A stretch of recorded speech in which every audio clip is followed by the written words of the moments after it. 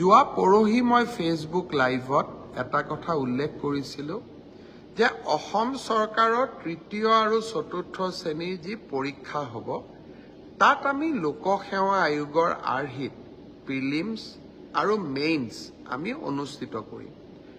দুই এজন ব্যক্তিয়ে মোক জনাইছে যে পৰীক্ষাত নতুন নিয়ম এই বছৰ কৰিব নালাগে, কাৰণ আৰু যিহেতু 2 মাহ আছে, গতিকে আমি পুৰণা বা আগৰবাৰৰ দৰে পৰীক্ষা পতাটো উচিত হ'ব।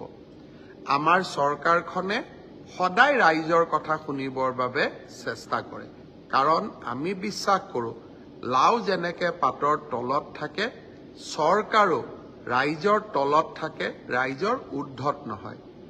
যিসকলে মোক এই পৰামৰ্শটো দিছিল, দুই এজনে অলপ গালিগালাজো কৰিছে আৰু কিছুমানে ভালকৈ পৰামৰ্শটো দিছে। গালিগালাজ কৰা সকলকো মোৰ মৰম জনাইছোঁ আৰু ভালকৈ কোৱা সকলকো মোৰ সন্মান জনাইছোঁ।